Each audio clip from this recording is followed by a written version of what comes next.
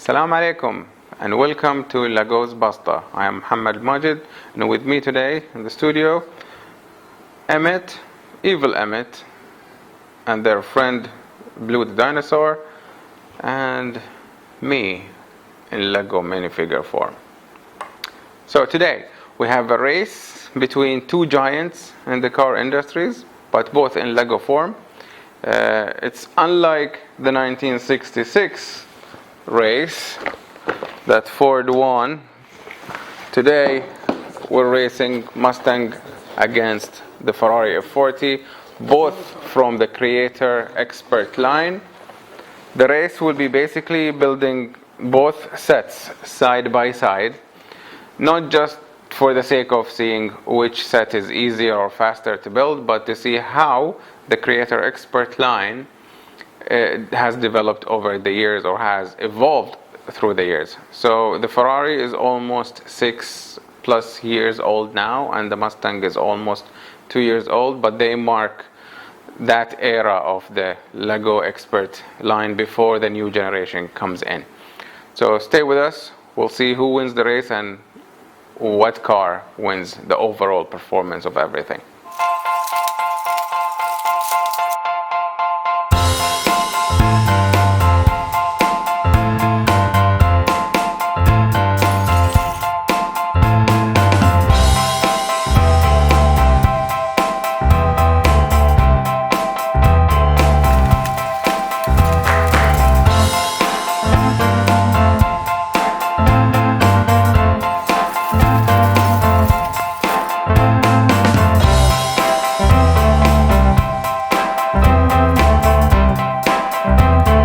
Welcome back. So, both are done.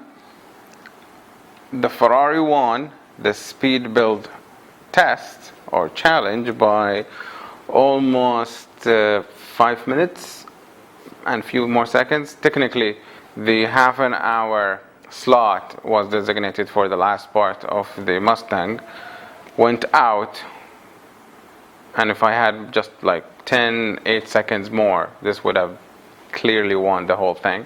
But as what they say in Fast and Furious, it doesn't matter if you win by an inch or a mile.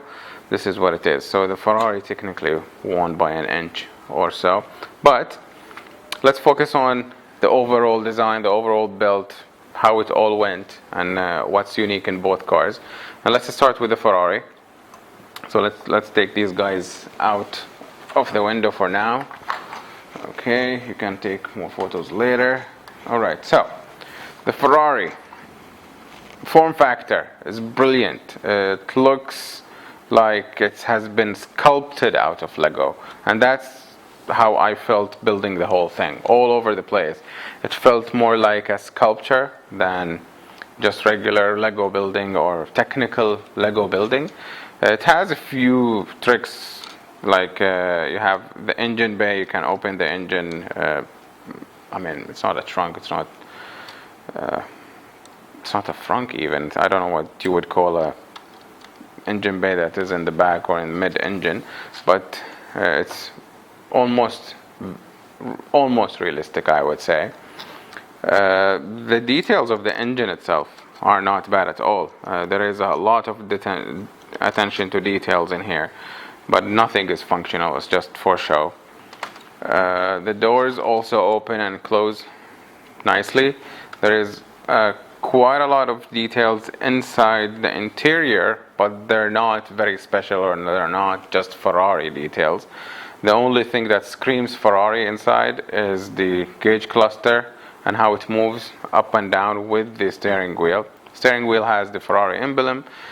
The seats are sculpted nicely, just like the real thing, but they are the most fragile thing of the whole build. It's like a single touch to the seat and the whole thing will collapse. For some reason, I thought I was not doing the correct instructions. I repeated them twice. Nothing changed. It's just, I think something in that design was more about how they look, but not how they function. Out of those simple functions, my favorite is the frunk in the front. It's very smooth. It gives it that very special Ferrari thing. and all those small little details in here. It gives it that extra special feeling. What I really wish that they have done is to find some sort of mechanism for the pop-up lights, because that's the best thing about the 90s and 80s and late 70s cars, where they had pop-up lights, and it's really awesome. But in here you have to do them manually, each by its own. The biggest bummer, though, that this has no playability in it at all. It's like, this is all the playability you'll get. Go front, go back. There is nothing, no steering, no wheels that can steer. The wheels are only covers. The covers are only the special thing about them, but the wheels and tire sets are generic from other Lego sets. There is a lot of things in here that scream Ferrari, that scream nice design, Italian supercar design, but most of the time when I was building, it felt that this was sculpted by an artist, not by an engineer or by a car guy. It was more about finding the right shape, finding the right curves. All these little nice details are here, but the function was not their priority, and that's very clear. When we take in consideration the Mustang, which is at the very end of that spectrum thing, the Mustang is very functional. First thing you will realize, the biggest bummer here, which is the steering wheel, it's functional in the Mustang. It gives it that much more playability. Okay? The engine details, I would say it's very fair, it's nice, it is very distinctive, but I wouldn't say it's better than the Ferrari. The trunk has nice little details that you can play with, that you can add. But the thing that shocked me in here, that was like, wow, is the door mechanism. The door mechanism is very similar to what it is in the real car. Like, it has 3 hinges. One of them is actually works as a stopper to the door. The door stops like this because of the hinge, not because it cannot go any further. While in the Ferrari, it's just a beam and few little pieces hang into it. It's not even that sturdy. So the Mustang has much more functionality to it, and it has very nice details. The only thing that I cheated and I took from the Ferrari and I moved in here is the Mustang emblem that was not originally designed to be put on, because Lego always have extra pieces, and I used the extra piece for the emblem to go on the steering wheel. So comparing them side by side, the first thing you would notice in the Ferrari that it is all about shape, it's all about sculpting the shape out of Lego. In the Mustang, it's more about the function and getting the overall real feel of the car. So the Mustang is more like, we want everything to be built from the ground up like a real car. In here, it's more about the art itself or the showpiece.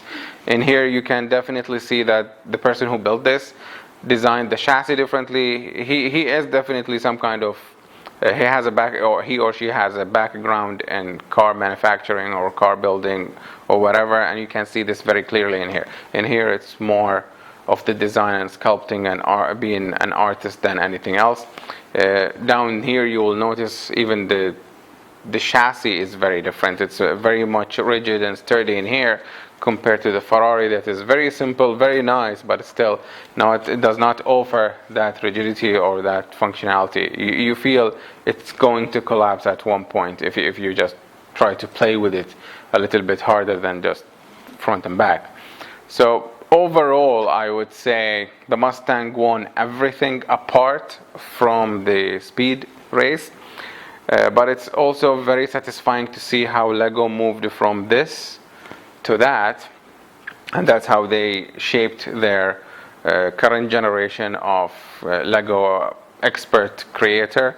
And now that is going to change, and it's going to become the Lego 18, and it's like now 18 Technic or 18 Creator, all those different things that they're adding up. So overall, I would say this is the overall winner. This is definitely the faster set to build between the two. And while building and counting the time for both of them, I did not consider the accessories for this one, and it comes with quite a good number of accessories. Like you could take the scoop out, put a supercharger in, you can put some spoilers in front and the back. It comes with open exhaust headers in here. You can add if you want to have that dragster look. It comes with different license plates that you can interchange and put them on. So it comes with a lot of things that makes it more realistic than the Ferrari. And that, I think, sums up how that generation of Lego expert creator Legos in this Mustang. So I hope you learned something today. I hope you enjoyed our race. Don't forget to subscribe, maybe do the notifications bell, and if you like the video, share it with your friends, and I'll see you around. Ma salama.